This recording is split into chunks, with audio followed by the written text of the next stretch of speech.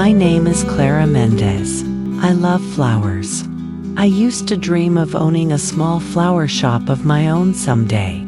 Right now, I'm a housewife because my 2 children are still too young. They need me more than anything else. But that never made me give up flowers.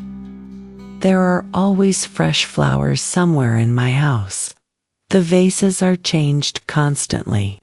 My husband used to bring bouquets home for me too. He would say, "Once the kids are a little older, I'll help you open your flower shop." We used to talk excitedly about the future, what we would name the shop, what color we would paint the walls. But all those gentle memories disappeared overnight. My husband died after a stroke. I had no degree, no profession. I needed a job to raise 2 small children. Someone once told me, "Don't you love flowers? You can't afford to rent a shop, but what about outside a cemetery? At least you won't have to pay for a storefront there." It sounded like a lifeline. And that's exactly what I did. I pushed a flower cart to the entrance of the city cemetery. My stall is small, just a wooden cart, a few buckets of water, and fresh flowers replaced every day. White chrysanthemums, red roses, lilies, sometimes sunflowers too. Even though not many people bring something so bright into a place filled with sorrow. Before I realized it, 12 years had passed.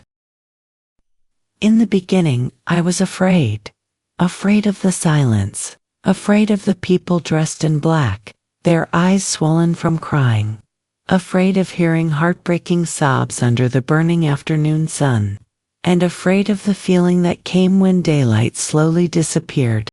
I endured it because I needed to sell flowers. People here rarely care about prices. They grab a bouquet without looking too closely.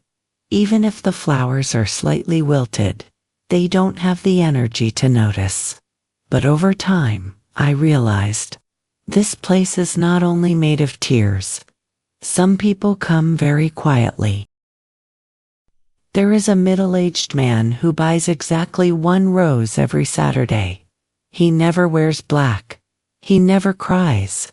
He simply bows his head for a long time in front of a small grave, then leaves.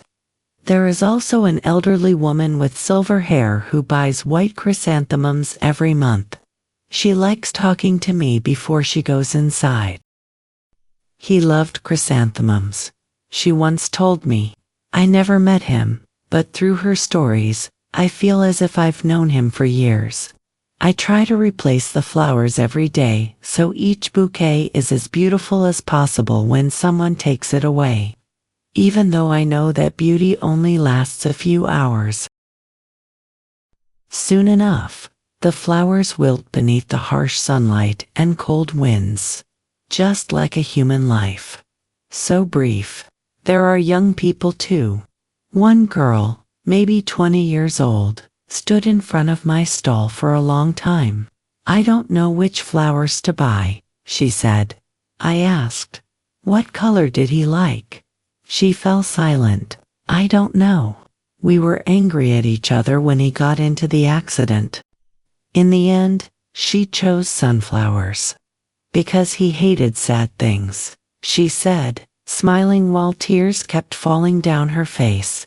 After that day, I always kept a few sunflower bouquets ready, because I learned that not everyone who enters a cemetery wants to carry darkness with them. Some days leave a heavy feeling in my chest. A young woman once cried beside her husband's coffin. "You promised you would quit smoking." People said he died from lung cancer. One little boy held my hand and asked, "Miss, how long will my mom sleep before she wakes up?" I didn't know how to answer him. I simply placed a small flower into his hand and said, "Your mother will know you came." I sell flowers. But sometimes, I think I also sell something that feels like a goodbye. One time a man stood in front of my stall for a very long time without choosing anything. He said, "Today is my daughter's death anniversary. Every year I bring her flowers. But I'm afraid, if one day I stop bringing them, will she feel sad?" I answered, "You haven't forgotten her. She knows you love her, and if one day you stop coming, it will only be because you no longer can." He bought a bouquet of white lilies. Before leaving, he turned back and said, "Thank you for being here. I never thought standing beside a cemetery gate could matter so much to someone." In winter, flowers wilt quickly. In summer, the heat drains their color within hours. But every morning, I still wake up at 4 and go to the flower market to choose each bouquet carefully. My children tell me, "Mom, you could do another job." Maybe I could, but I've grown used to this place. Used to watching people remember each other when it is already too late. Used to hearing "if only."